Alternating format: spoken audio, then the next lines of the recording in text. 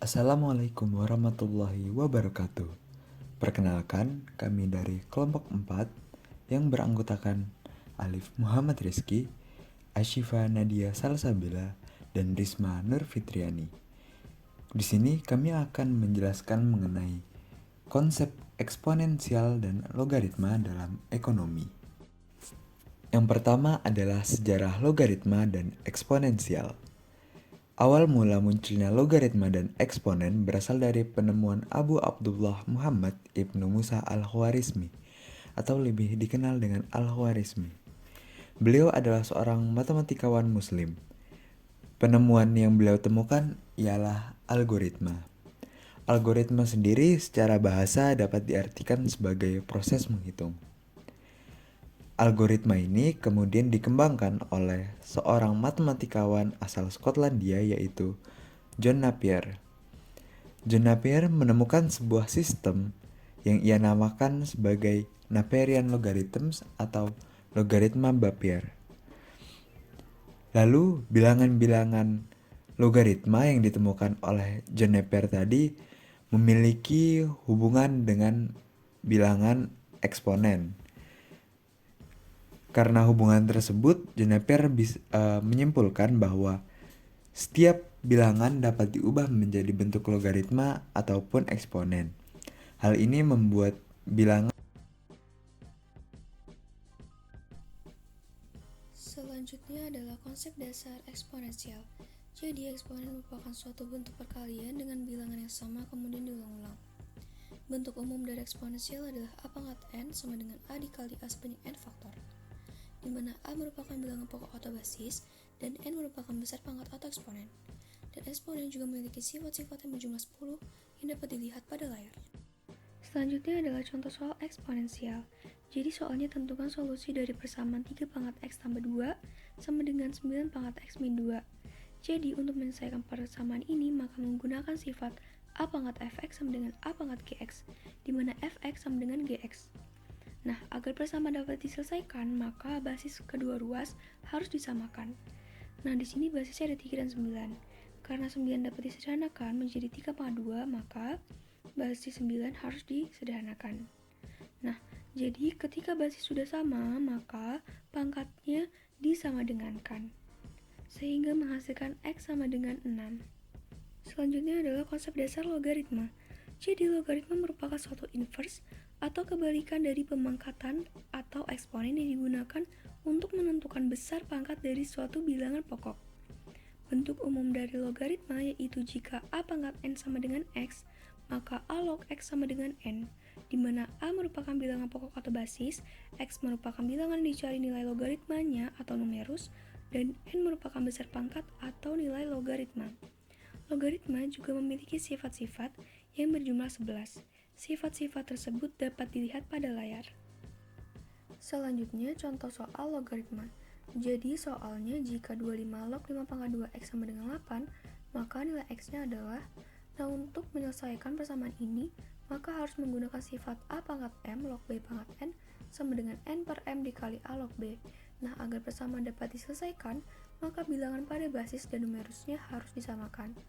Nah, jadi angka 25 harus disederhanakan menjadi 5 pangkat 2, sehingga menghasilkan 5 pangkat 2 log 5 pangkat 2x sama dengan 8. Nah, 2x menjadi pembilang dan 2 menjadi penyebut, sehingga didapat 2x per 2 dikali 5 log 5 sama dengan 8. Nah, karena 5 log 5 nilai 1, maka 2x dikali 1 sama dengan 8 dikali 2, karena 2-nya pindah ke kanan, sehingga menjadi perkalian.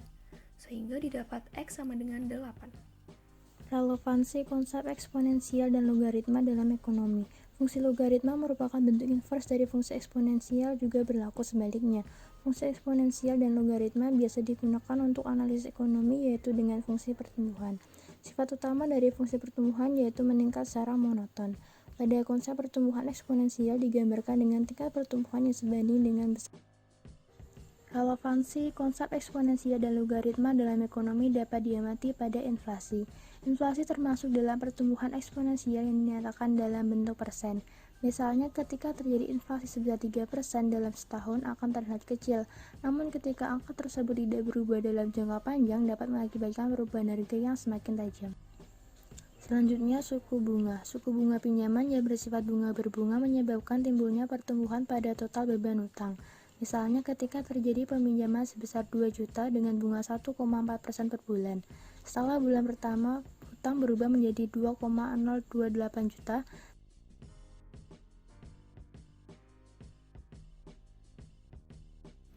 Salah satu contoh penerapan eksponensial dalam bidang ekonomi ialah untuk menghitung jumlah bunga bank.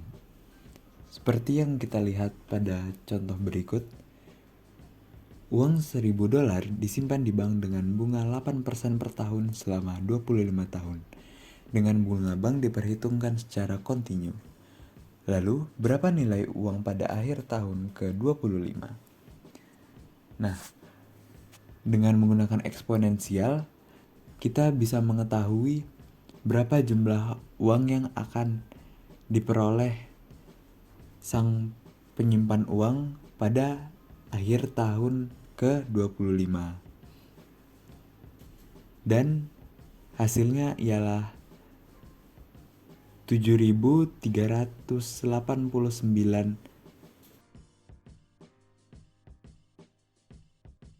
Contoh soal selanjutnya yaitu, pada tahun 2009 jumlah penduduk sebuah kota adalah 629.039 jiwa dan pada tahun 2014 jumlah penduduk adalah 771.186 jiwa.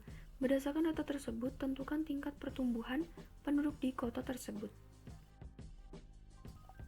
Berdasarkan soal dapat diketahui bahwa PO sama dengan 629.039, PT sama dengan 771.186, T sama dengan 5 yang merupakan jarak dari tahun 2009 sampai dengan 2014.